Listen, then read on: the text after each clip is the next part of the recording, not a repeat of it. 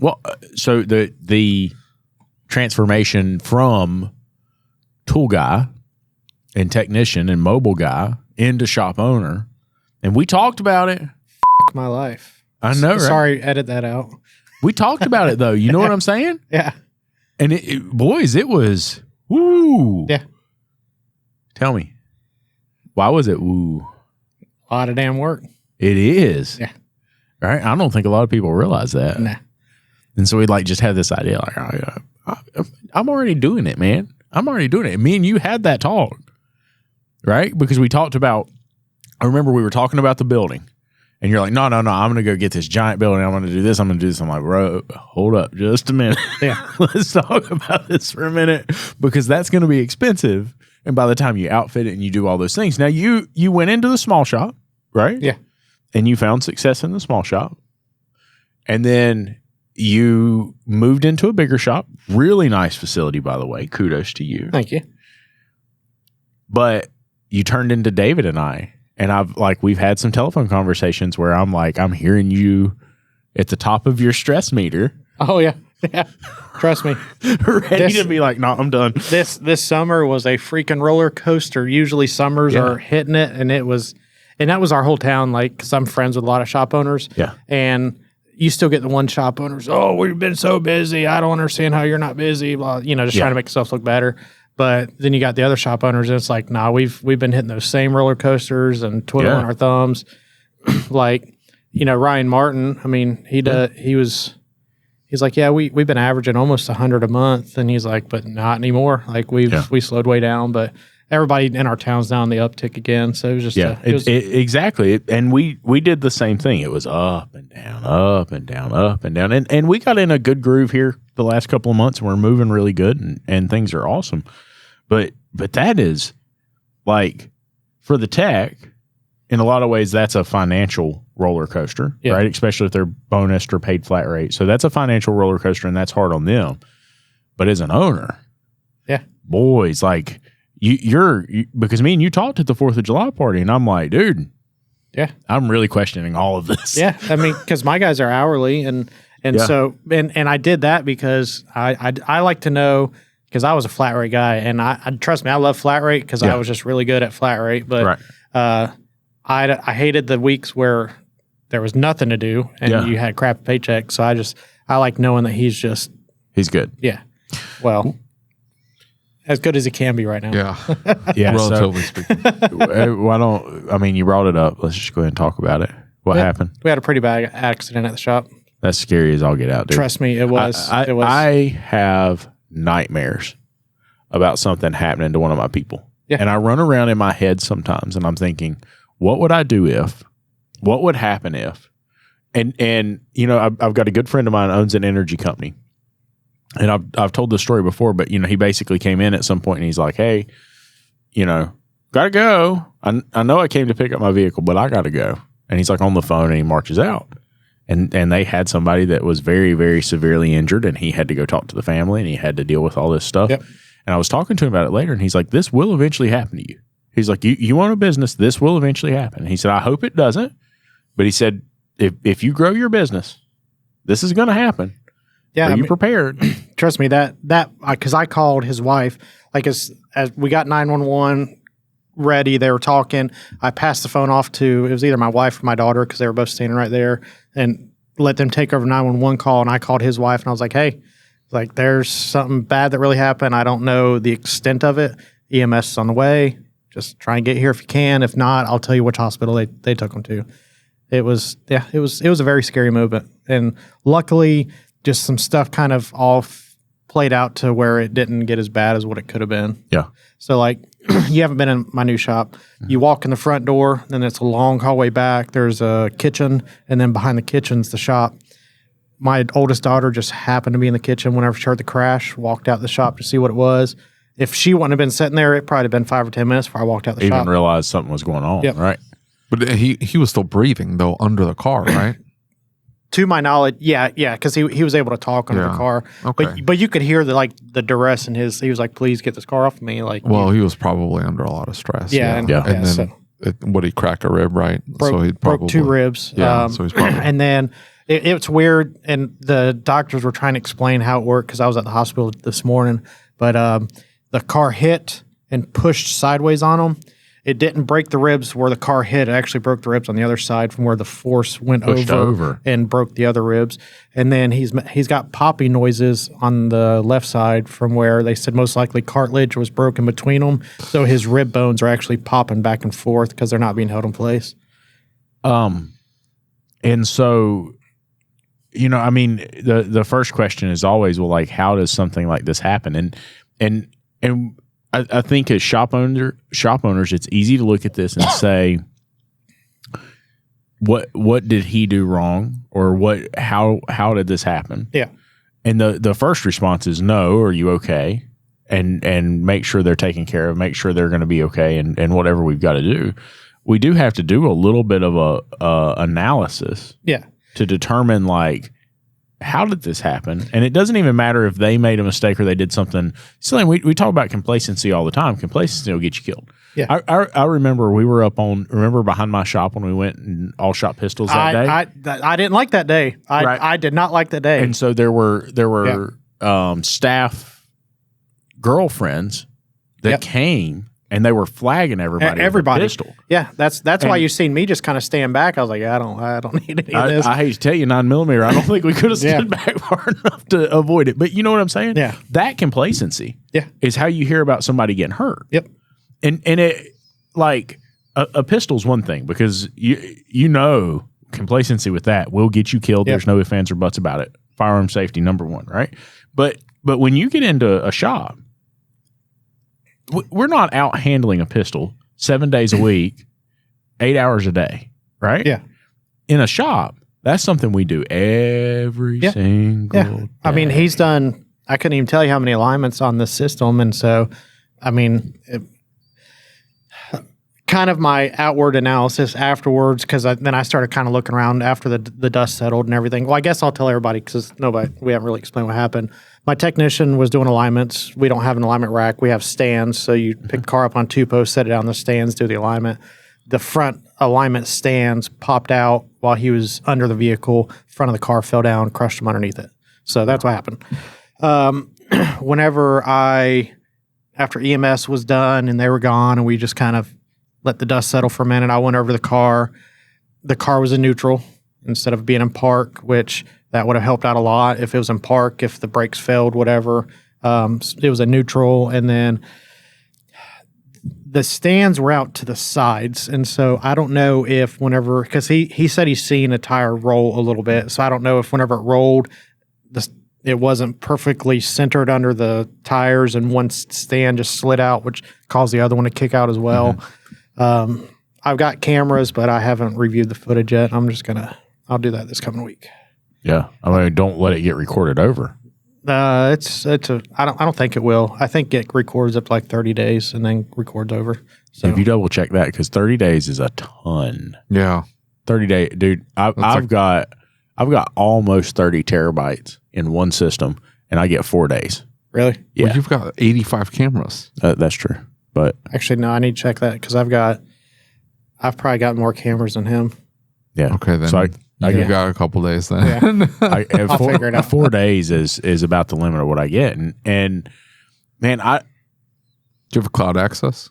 No. So it's all like internal. It's got its own computer ran and all that stuff. Backstory of my building is it used to be a security company. So it's got cameras and every single office has 2 cameras. The shop's got like 4 cameras all over the building, but it was mainly due to the security stuff. So, man, it's so freaky. And I think that's all of our worst nightmares. What was your first thought when you realized something had happened? Just making sure he was okay. Like literally that's all I cared about because you've got kids, both of you do. You can hear in your kid's voice, hey, there's something going on or normal. Her voice changed. Like I could hear her yelling from 20 feet away through walls for me to come out. So as soon as I got out there, I went to one side of the car. All I seen was his feet sticking out and him mumbling. I looked down. Legs were at least still under the car, but they were lower down all the way. So they were still under it. And so I just ran to the other side, hit the button up, And I just told my daughter, hey, just kind of keep a little bit of weight back here because it was going to teeter a little bit. As soon as we got it up just enough to get him out, luckily he was on a creeper. Yeah. So I reached underneath there and just pulled him out on the creeper. And then once I got him out away from the car, made sure he's breathing, made sure he's not going to die right then, I went and lowered the car down because I don't need somebody else messing around a car, EMS, trying to get him out, and the car falls on them. So for sure. And that we talk a lot about unintended consequences, and so you're in that shop setting and you're trying to help him, and like the next move, right? We got to be careful about what decision we make and what we do, because like you said, the car's teetering. Well, and you say that, I think it probably would have been best when we were doing stand alignments. The rack didn't get lowered all the way down. Well, so the way we don't have super tall stands. Like ours is only, 18 inches, 24 at max.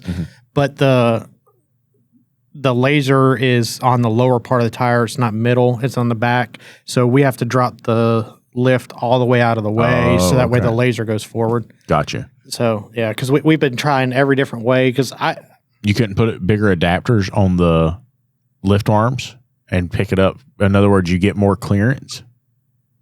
Maybe, but this is a car, so you can only go but so much. Yeah. Well, so, you think about that, and you've watched some of the same stuff I have, and you go and you start moving that vehicle. What if it's something way worse? It's like a stab victim. You don't ever pull the knife out. You don't ever, right? You leave that because you don't know what it hit, what it did. And so with crush victims, if they've been crushed and they've been crushed for a while, you are not supposed to remove them from that scenario until somebody's there because, their body will go septic. And if they're crushed in a certain area, it'll. But, he was sub a minute. So I felt like he was technically pinned because he was still talking. Yes. Yeah. So it's not like he couldn't breathe or. Yeah. Right. Well, more than that would be my fear of you hit the button on the lift and something shifts and something moves and something happens. And when that's happening, your adrenaline is like pumping. Yeah. And so you're trying to think about the best way to go and the best thing to handle that.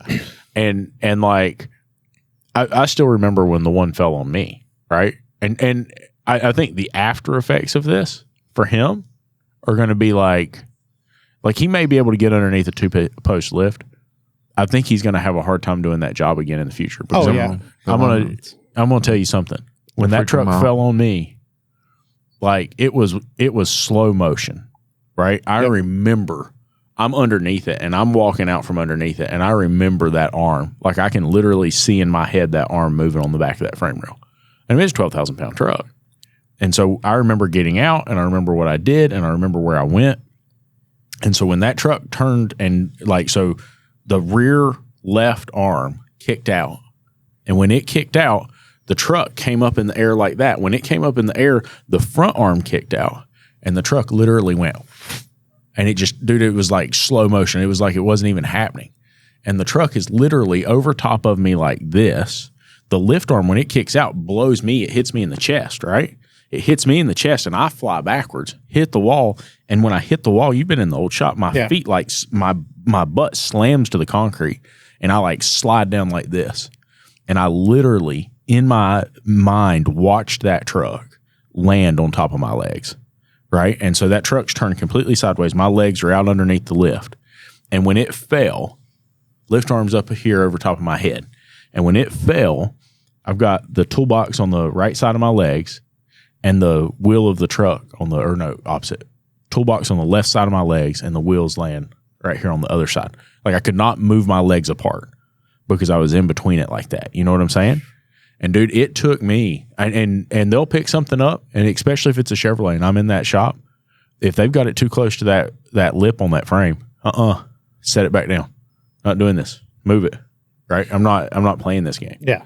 Because dude, until you've seen it happen, you don't realize how quick it'll take you out. And like with him, it was a pretty scary situation, like just in general, because, a car falls. It's a pretty big deal. Mm-hmm. But whenever I pulled him out, and I showed you the picture, but that was after we cleaned him up some. His whole face, just gobs of blood all over his face. Luckily, it was a laceration under his eye and just a nick in his forehead. But, I seen that, and I'm thinking the worst case, like, dang, he just crushed his whole face. And I say luckily it wasn't his face, but you know what I mean? Like, it sucks either way, but it wasn't as bad as, you know, the initial gut reaction whenever I pulled him out. So. Yeah. And I mean, some other situations, like my wife just happened to, usually she would have already been gone. So my wife comes in and she'll work for Jarhead she gets in at like 8 and then she leaves at 1 and goes pick kids up. We were getting ready for ASTE. So she just happened to stay late. And so she was going to be there all day long. So she was at because I think it happened right around 2 or 2:30, something like that in that ballpark. And so she just happened to be there. My wife's a paramedic. So she's got a degree for a paramedic. So she just happened to be there. We had a first aid kit to at least start just administering a little bit to his face to kind of clean it up. It was a scary situation. I don't know if you've ever seen anybody whenever you look in their eyes and there's nothing behind the eyes. Mm-hmm. That was him. Like he was out of it. Yeah. And so. Yeah, dude. And, you know, the creeper, luckily we kept him on the creeper. The paramedics were glad he was on the creeper because it's like almost like a backboard. Yeah, he's already on a backboard. So whenever we loaded him onto the stretcher, we kept the creeper underneath him, picked him up, and set him on there with the creeper still on there. Yeah. So and whenever they picked him up, since it was a crushed victim and all that other stuff, they didn't even go to the local hospital. They took him to the large hospital in Winston, and it was a pretty big ordeal. So, dude, and you know, the number of shops. I've talked about this with a local shop to me because everything they're doing is to avoid cost, and so they're trying to avoid workman's comp. I'm going to 1099 these employees. Yeah. And you know, here's the thing about the 1099. And so many, dude, I've been so surprised how many workers want or how many techs want to be 1099 or they want to be cash. And what's interesting about that is because I've had techs ask that. And usually it's because they've got a judgment against them or they've got child support or something like that and they're trying to play games with it. Man, it's not worth it. No. Because if you're cash or you're 1099, boys, you don't have workman's comp. Yeah. And you're responsible for it yourself. And you know North Carolina law, I mean, technically you only have to have 4 employees before you're required to have it. Mm-hmm.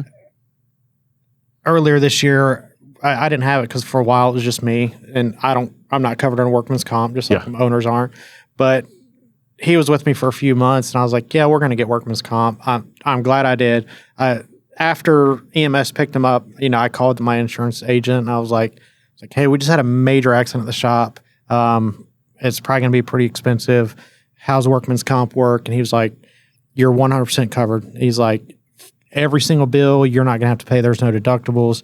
Yeah. Workman's comp covers everything. So workman's comp's very freaking expensive, but it's not, I mean, this whole ordeal is probably $50,000 or more because easily. Wages, the ambulance ride, all of that. I mean, it's an expensive oopsie.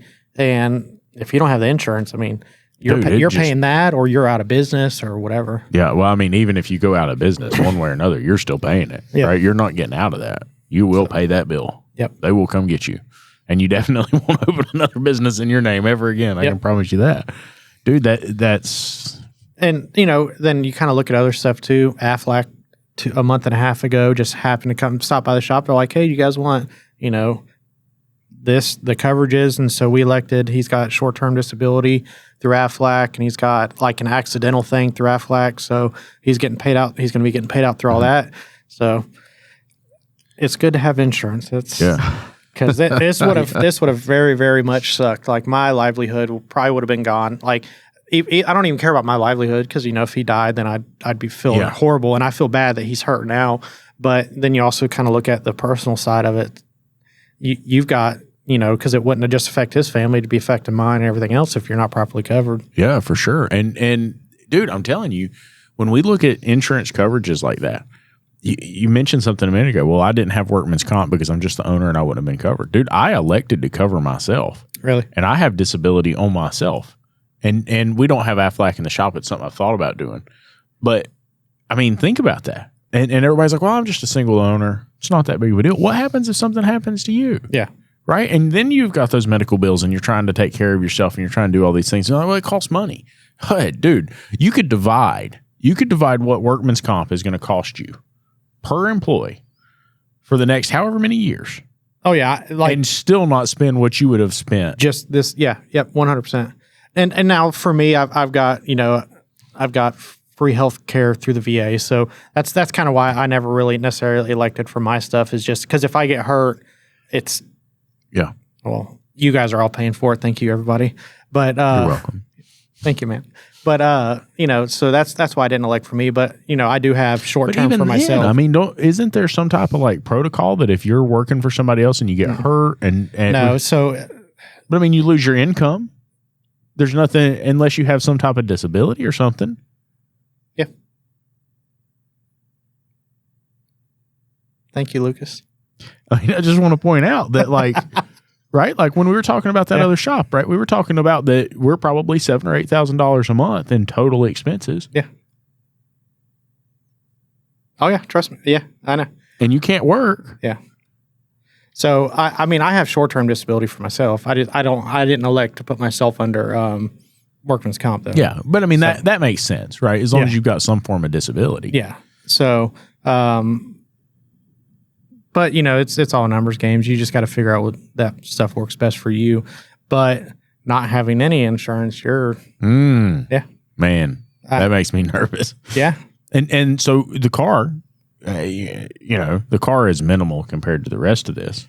Did you talk to the client? What did that conversation? Yeah, what the car look like? The car actually doesn't look bad at all, and doesn't look bad. No damage, or I haven't picked it up. Like the shop is exactly the way that it was because.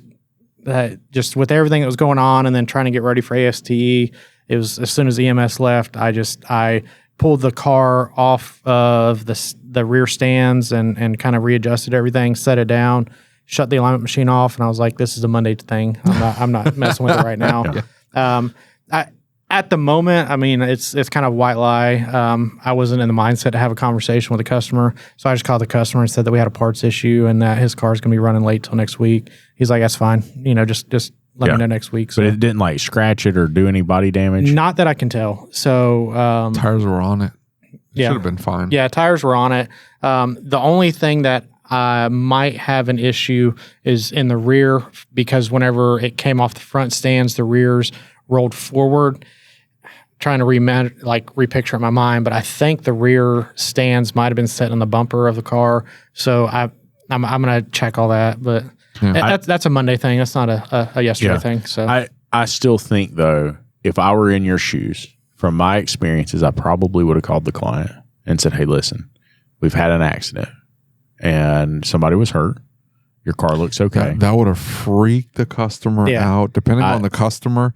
I don't know that I would have told them it was a parts issue, but I would have said, "Hey, we ran into a problem with the alignment." That would have, as long as they know, because here's the thing: you don't want them, you don't want the employee or a family member or somebody posting it on Facebook, and who's going to know it was their car? Some whatever the car with legs sticking out from underneath it. I'm saying by some weird connection, they find out that it was their car that fell on that person.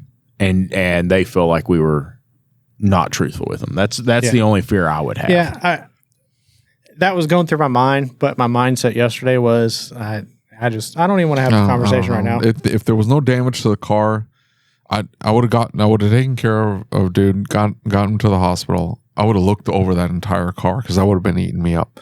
No, it's going to eat you up, and I'm sorry, but no, it already is. But I've already said to myself that's going to be a Monday thing. Yeah, so. Yeah. I would have looked over the entire car. If there was damage to the car, any damage, I would have called the customer and said, "There was an accident. Your car fell on there. There's damage to this and this and this. We'll take care of everything. I just want to let you know, guys. Okay." If there was no damage to the car, no. Hey, you'll have your car back on Monday. Yeah, that's it. Yep, that's kind of. I'm not describing the sausage and how it was made. Hey, I slit the pig's throat and bled out all over the floor, and chopped its head off, skinned it, took the hooves off. Ooh, how's my pepperoni pizza? Well, I'm describing how I made the pepperoni first. Anyway, took all the bits that didn't come off as good cuts, threw them in a meat grinder, added some spices, and then I dry it out. I think that in severe situations where if there was going to be bits of the dude left on the vehicle, then I would have talked to the customer.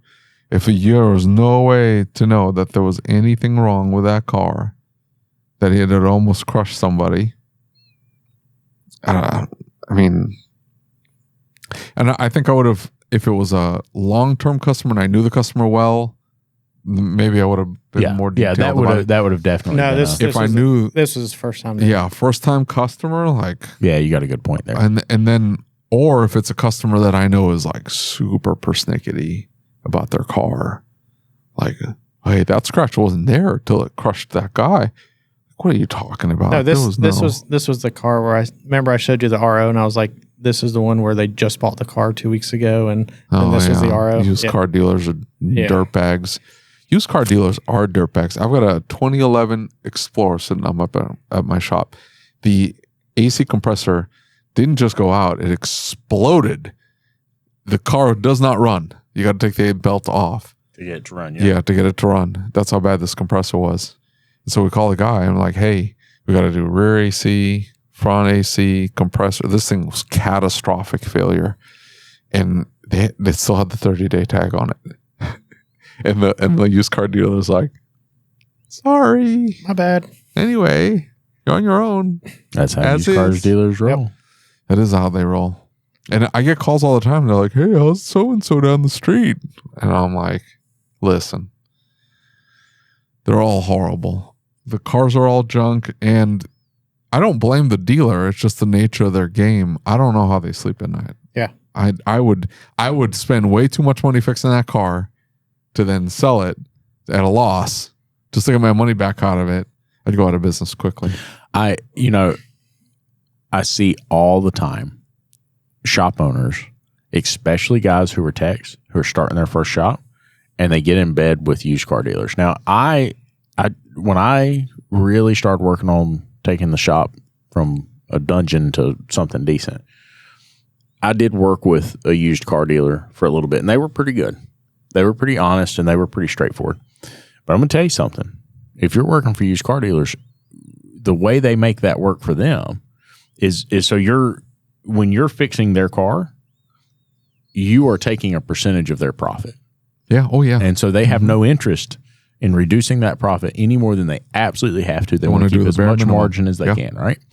And so they typically don't want to fix it right. But what a lot of them will do is if anything ever goes wrong with that car, you will get slapped, thrown under the bus the very minute something happens, and they'll tell them to come talk to you. Yeah. And so you've got to be so careful with that. And like it can be a good way to build a clientele, but you have to have like written agreements. You have to have really solid work orders that document what you did and how you did it. I've never seen it work. It worked really well for me. He helped me build a massive... with that one guy. Right. He helped me build a massive client base. He helped me get a lot of really great clients. He still refers people to me. He fixed cars right, but he wasn't buying junk cars to begin with. He was buying decent cars, and he was spending the money to get them fixed, and then he was charging a premium for the car. Right. He was not cheap. You could go to the car dealership and buy cars for what he was selling them for, but it was a very niche dealership that was focused on one type of model, and he was really about diesel trucks, and that's what he did. And that makes sense. That could work. Right, but otherwise, these little small dealerships that you see on the side, you do not work for them. Yeah, what I had last year, I had one. I'm in really good with the transmission shop, and if I got transmission issues that people want it rebuilt versus having a reman or a new unit, I send all that to him like that. But any repairs he sends to us, and he sent this one guy over, ended up working on his car, and ended up being a used car dealer. I did like 3 cars for him, and he got mad because I wouldn't give him all these deep discounts. I'm like, no, I mean, I still have to make my money. I don't know why they do that. Do they? They must live in this bubble where they're like, no, they surely shop owners can't. They know what they pay for the parts, and the whole goal is like they know that they are they're the quintessential used car dealer, right? And if you watch movies about them, watch videos about them, like they're known to be extremely aggressive They will push as hard as they can. They don't care if you're happy or not. They want their money, right? Their primary focus is making money out of this deal. Yep. And so to them, whatever, man. Like if you're not making money, I don't care. It's not my problem. Yeah, this guy was like, "Oh, you just cut me a discount. I'll have you all these cars." I was like, Yep. "No." Yeah, you'll be so Happens busy. every single time. Nope. Every single time. And then some other used car dealer, they got my name. I don't even know how they got like my information for our shop, but they've started referring all their clients because they've got an extended warranty. He'll take care of your extended warranty. David's seen some of my stuff with this extended warranty. They don't offer it to the customers. It's automatically on their car. They get this warranty. $70 an hour, max labor. And the parts, they literally Google that part number that you gave, and whatever the cheapest one that they can find online is what they'll give you for your parts. Yeah. So like I had to do a water pump and timing chains and stuff on a Ford 3.5. They found the timing chain kit online. It was like $100 for the whole kit or something like that. I quoted all OE stuff. They're like, "Oh no, we're only going to give you $100." I was like, "There ain't no way. There ain't no way." I'm not doing it for that. Yeah. So like for that one, the customers get pretty pissed off. But I explain it's like, the warranty that they sold you is not the best. So I don't even do that. I just say, look, you need to understand that these warranties work very much like health insurance, and they have copays. Yeah. And unfortunately, this is one with a massive copay. Yep. Yeah, and that's what I explain. I explain to you, it's not the best one out there. And so my cost, I'll just say to do job A is $1,000, and your warranty is only going to pay out $300 towards this $1,000 repair. You're on the hook for the other $7 if you want us to take care of it. Yeah. So I don't work for them anymore. None. Really? At all. And Jade called the other day. She's got an extended warranty. Before she started working for us, she bought a Jeep, and it had an extended warranty on it. And she said, I'm going to, I know we don't do warranties, but I'm going to call and deal with this for myself, right? And so she calls and she goes over everything with them. And, well, we need the parts invoice. And we need your labor guide. We need a screenshot of your labor guide. And we need this and we need that. And we need, where's your W-9 and where's this and where's that? Just trying every way they can to squeeze you and get you to not charge them anything at all. Yep. Right. And, man, it is crazy to see some of the things they will say and some of the things they will do. And they are professionals at manipulating service advisors. Into saying or doing something. Yeah. And they try and make the process like you fill out the form online. And so then they call you and they're trying to move you through the process really aggressively and really quickly. And so you don't understand what it is they're doing. They're asking for this. Well, I need this information. Well, I need that information. Well, I need this. All of a sudden you look up and they have gotten information and it'll be like the best example of it is I talked to a shop owner a while back. He's on the phone with a warranty company. And they're like, okay, what's your cost on that? Okay, what's your cost on that? Okay, what's your cost on that? They get done, and the shop owner says, well, you never asked me what I was charging you. And they said, no, we asked what your cost was. He said, no, but I understand. I'm going to mark my parts up. And they said, well, you already gave us a price. I'm sorry, we can't go back. Right? And like really shady, really like. Yeah, a lot of them that I deal with, they'll be like, what's the cost on it? And I tell them the cost on it is however much I've got it marked up to. Yeah, exactly. Here's your price, buddy. Yep. Yeah, I've never had anybody ask me the cost. Yeah, they're getting to the point now, and I've seen this in a lot of the groups. They're getting to the point now that they are asking for the parts invoice, and we used to have to send the parts invoice. If you're a Max Care shop, they stopped doing that nonsense. But I used to redact it. I would go in and redact all of the prices, and my account numbers, and I would then send them the invoice, and I say, "Here's your proof of purchase. I did buy every single part that I'm listing on this invoice." Well, we don't have the prices on there. And I'm like, I don't know what to tell you. I think I had to do that once, but I did the same thing. I was like, you don't need to know how much I'm paying for. None of your business. It's proprietary information. Yep. Just like him and Mike Allen told me, I didn't even think about looking at WorldPack for factory parts because you can get a deep discount. So most of the time now with extended warranty, I price out OE. It's not always. It depends on, because if you order through RepairLink, they have like Mars pricing or something like that. You get a pretty good chunk off. It depends on the part, though. Yeah. Oh well, yeah. If you're doing OES, yeah, that's different. Yeah. No, But- that's different. But then you also kind of run into the issues where I told you with the GM engine, it's a warranty thing, and GM changed their stuff here recently. Yeah, this was wild. I didn't know this. Less than right at 5% markup, not margin, markup between MSRP and what they sell the engines at now.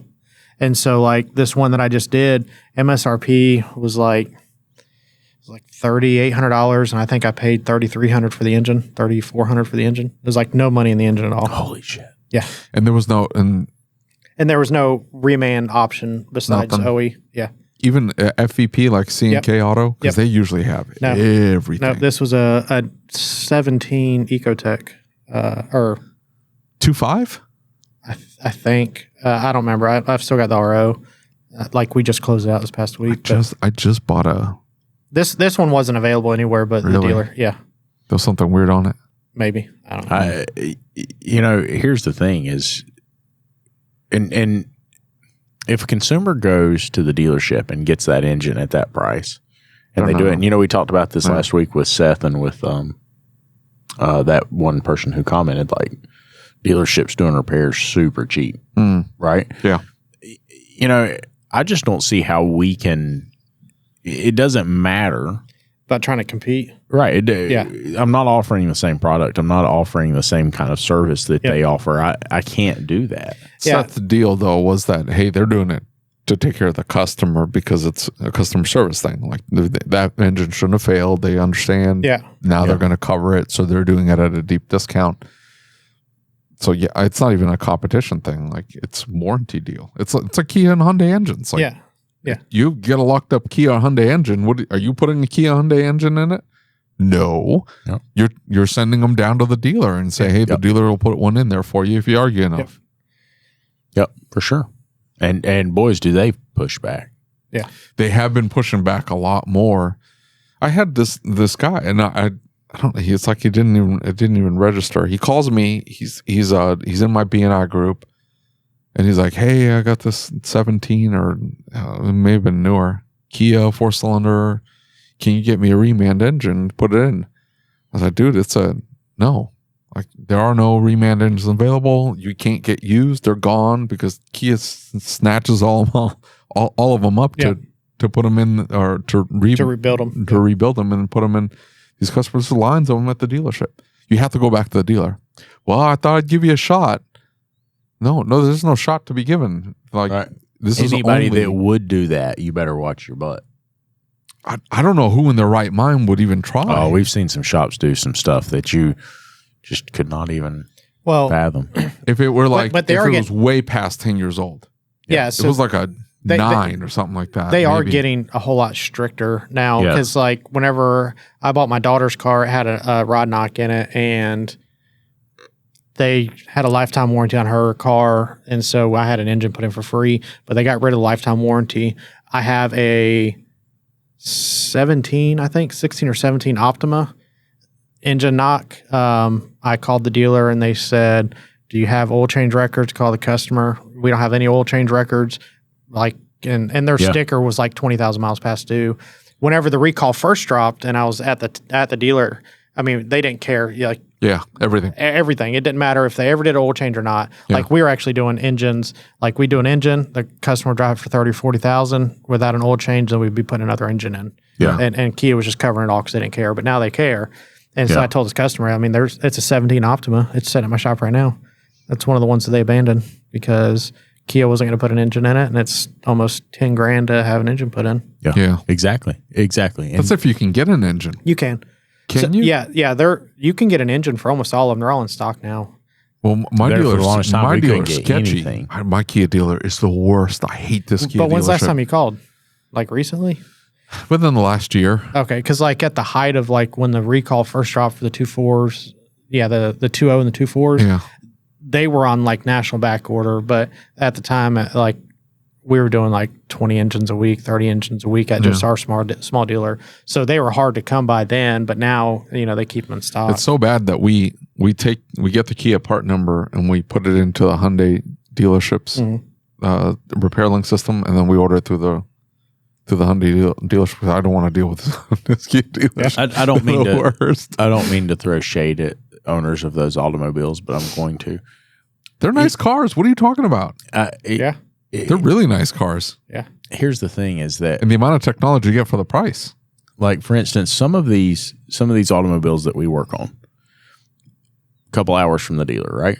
So we're in Raleigh right now. I'm 3 hours from Raleigh. You know where I'm at. Yeah. An hour and a half to a Kia dealer, right? So you've got some time in this, and then if you have to have it towed, the consumer who drives that car will never have me do warranty things that would be under warranty. And we tell anybody if there's even a shot that something's under warranty, we always tell them like, hey, here's the deal. And we've had like maybe a high pressure fuel pump that we've done. Yeah. That would have been under warranty, right?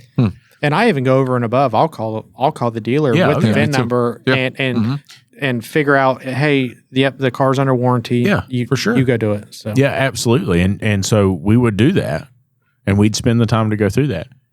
The owners of those cars will not have us do the work, right? Absolutely. I respect that. I wouldn't either. But there's other car lines like Audis, that starter motor or motor generator or whatever they call it. Dude, we've done like 5 of those. And Audi's even farther away than Kia and Hyundai, right? Like, and we've done and it is not a cheap job to do.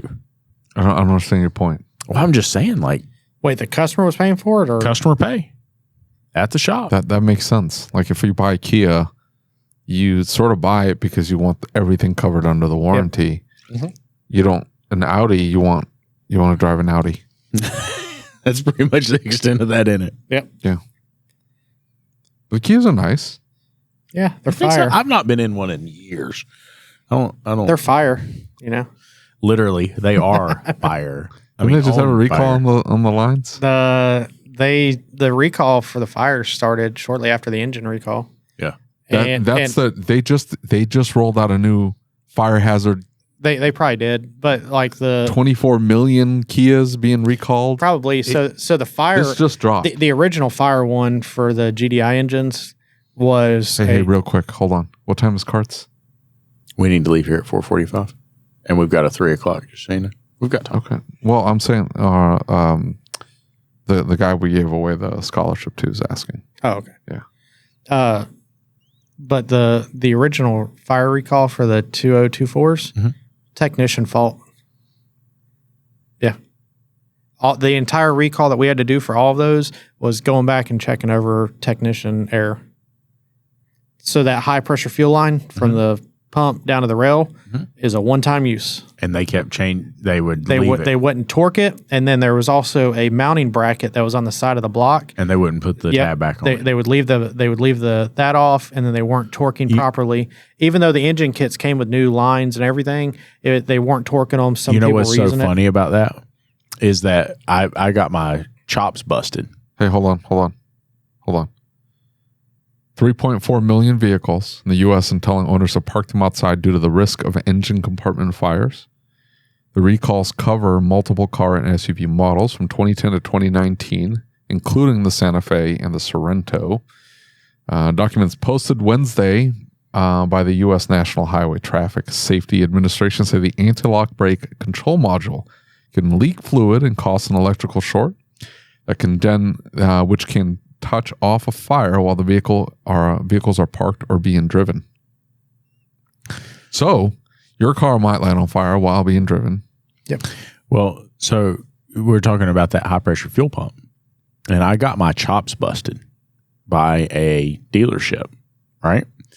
And we did a fuel pump, and they state that the fuel pump went bad. I said, well, it's one of yours.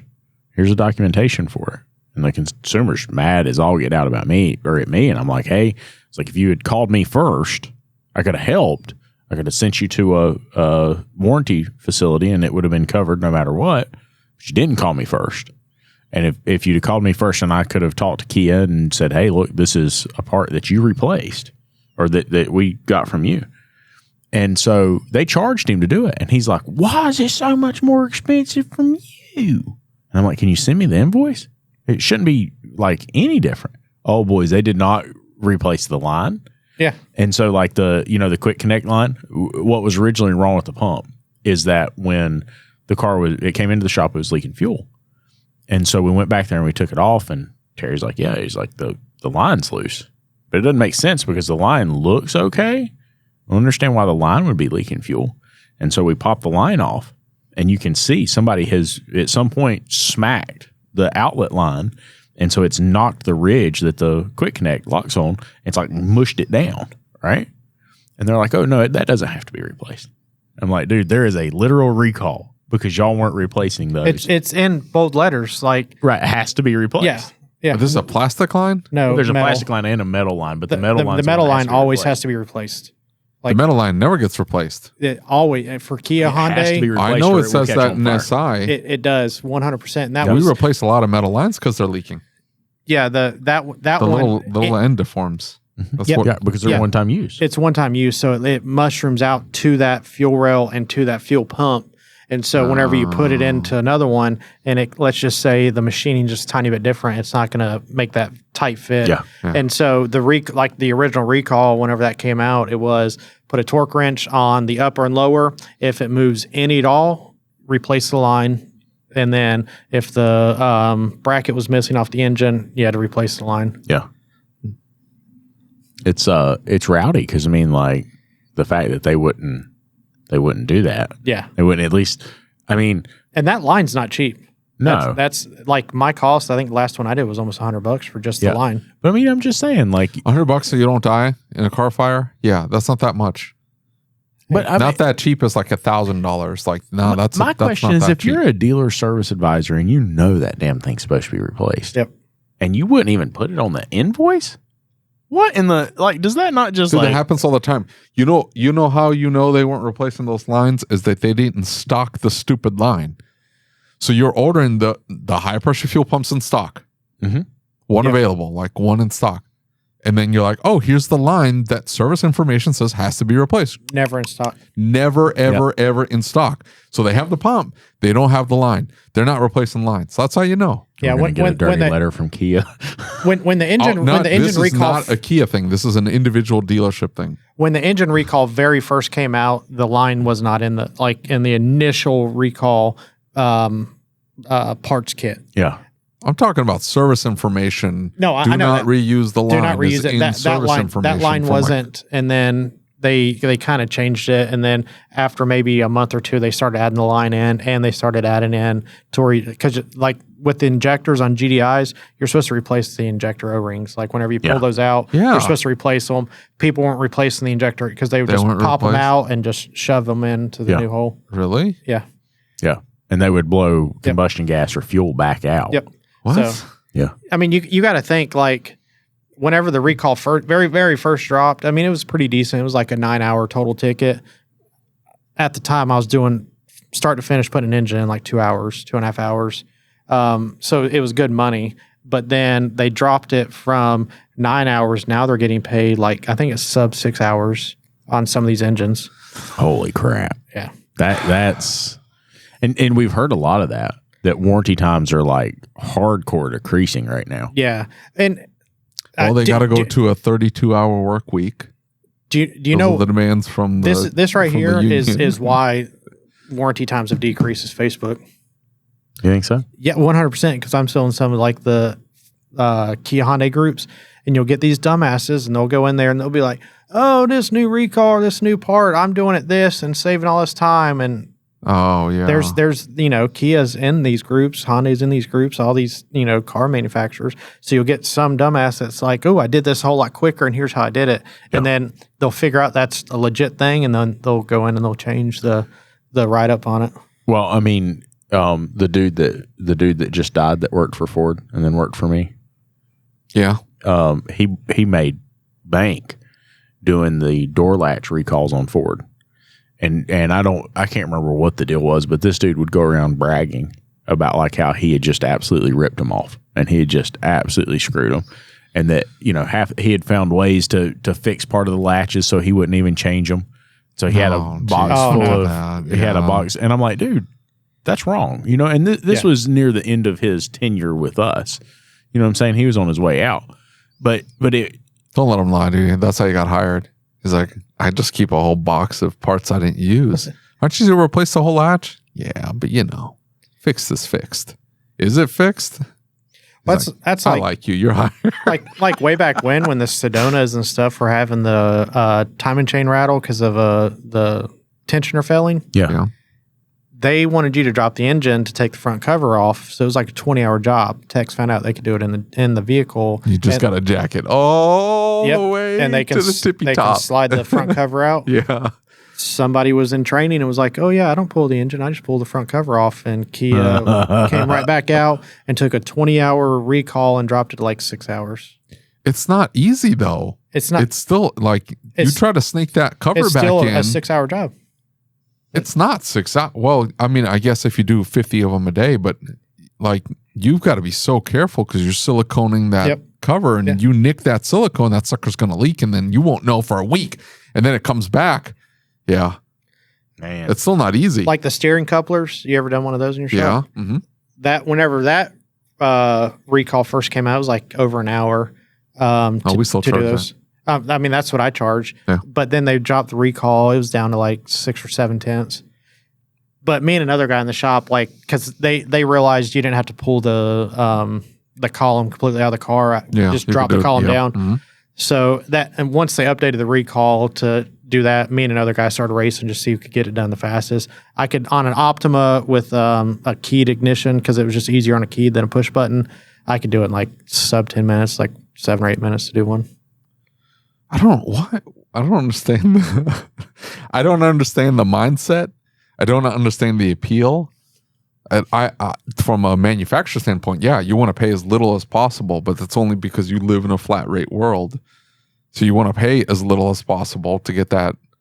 But then the technicians are like, if it takes 20 hours, take your damn 20 hours to do the damn job.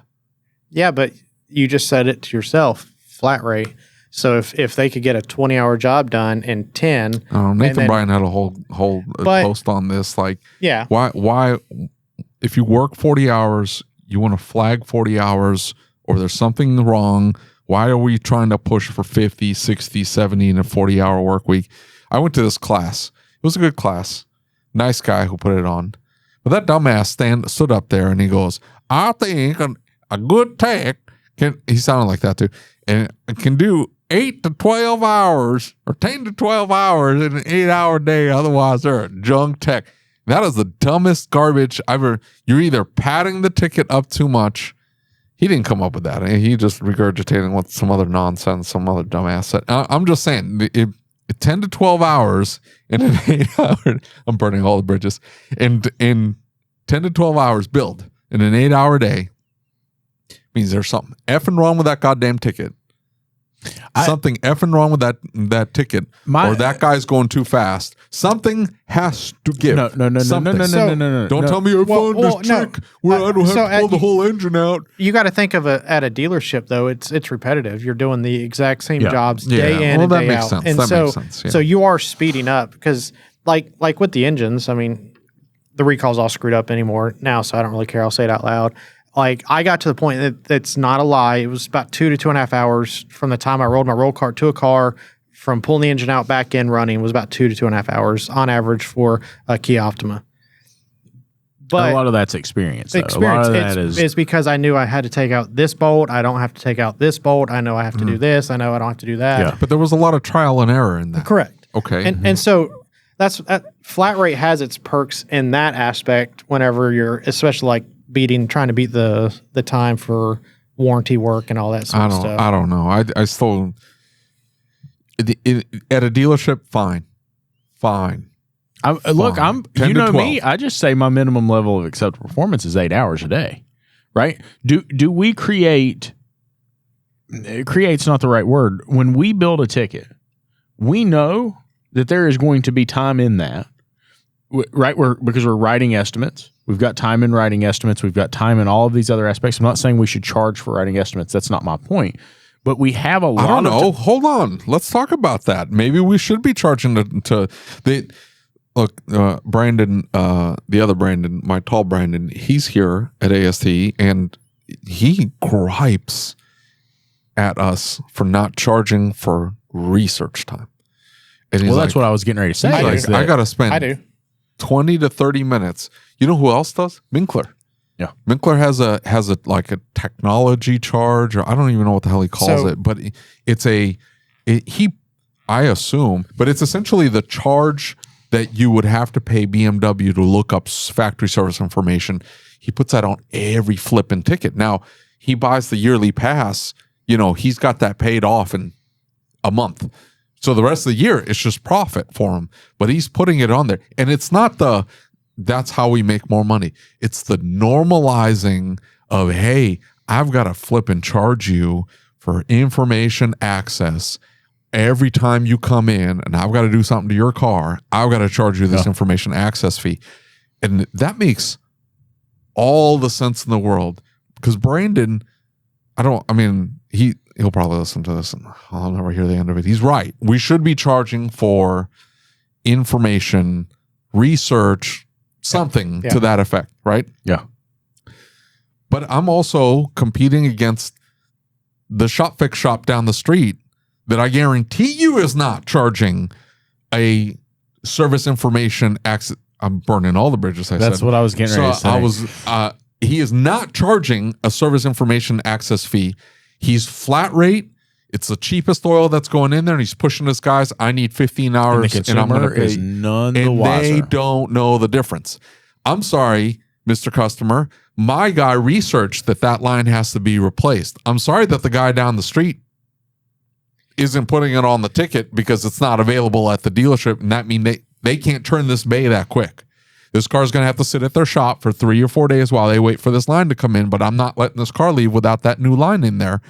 And yeah, it shows up $250 cheaper because they're not installing that line. Yep. The way I found that out is through this service access fee that I had to charge you because we did the research on the repair. Now, I don't do it on everyone, but for my testing, like any of the testing that we do, I break my labor down. It's got like 3 or 4 lines of labor for it. Mm-hmm. Just that way the client's not like, oh, you're charging me $150. What'd you actually do? So it's broken down, and there's a research tab on there. And I have a research tab. I don't have a fee associated to it. No, I probably should tack it on there. 2/10, 3/10. Yeah, I don't know. like because I have my testing. It's set at like either hour and a half with the inflated labor rate, but then each line has its own labor for it. Yeah. So like there's a duplication line, there's a research line, there's a testing line. So that way each section, the tech's getting paid for each part that he does.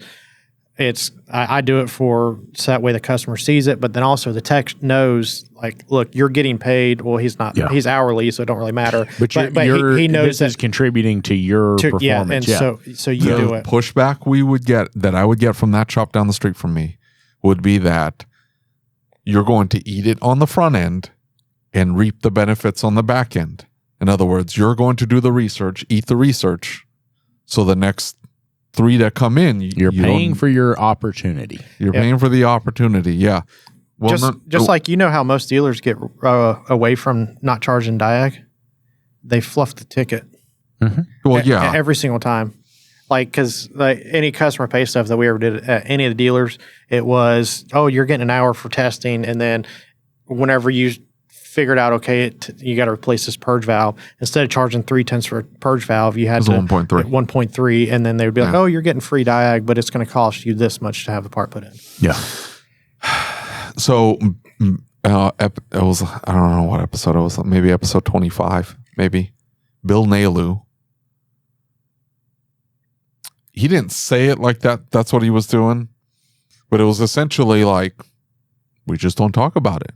The customer's going to pay $500. Now, whether I have it broken down to $350 for R&R plus the part, and then another $150 for diag, or it's just $500. They're going to pay $500 regardless. Yeah. So whether I tell them explicitly that that's what we're doing, or hey, there's something wrong with my car. Okay, check engine light. Turns out it's a purge valve, installation. Everything's $500. Okay, how much was the diag? Like, and his argument was like, we just don't talk about it. The customer just getting the car fixed. What difference does it make how I break it down internally? The customer's just getting a fixed car for $500. And Dutch lost his mind. And he's like, what are you talking about? He's losing his mind right here, right now.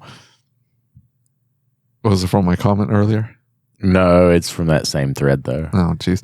Anyway, so he's losing his mind, and he's like, no, we need to be explicit about this.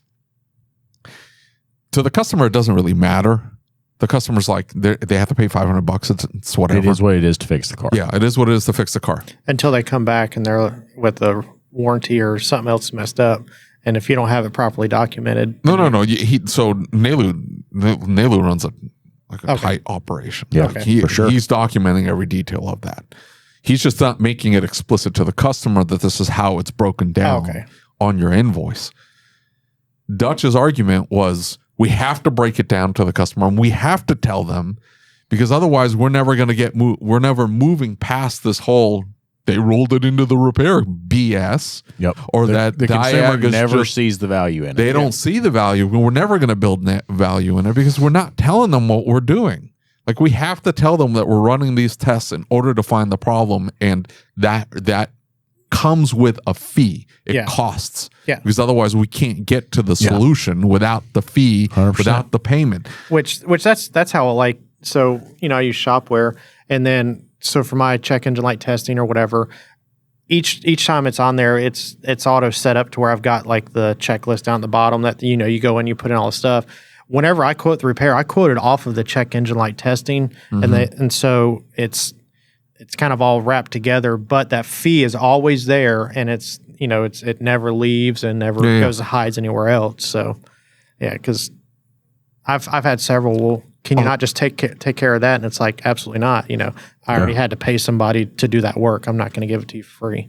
So absolutely, but these are big shops that are running big operations that have multiple bays, lots of techs. And they're the ones that are held to high esteem. Like, they're the ones in the magazines. They're the ones giving the speeches at the fancy conferences. They're also the ones maybe not telling people that they're doing diag, that it's been padded or rolled into the ticket, and that ultimately they're not losing a dime, but they're making money on the whole thing. But whether you know it or not is irrelevant to them. Yeah. They are getting paid. The technicians are getting taken care of for the most part, other than when you have to lose your ass in order to learn for the next time. It works if you get 50 cars a day. Because you'll run into the problem again eventually. Yeah, but then you got shops like, was Cody on your podcast whenever you talked about how the shop were just eating it. Eating it, yeah. Well, that's a big difference, because they were just generating enough revenue through tires and all this other junk that they could hide the fact that they were losing their asses on his diag. But that's because they were just doing that. That was just bad practice all the way around. Yeah. Nelu's not losing a dime on diag. Yep. He's making his money, but the way it's presented, and I'm not saying he's hiding it every single time. It's just, he's just making the argument that, like, what does it matter if we have an explicit discussion or not? Anyway. Sounds good. I gotta go pee. The other guy's out front here.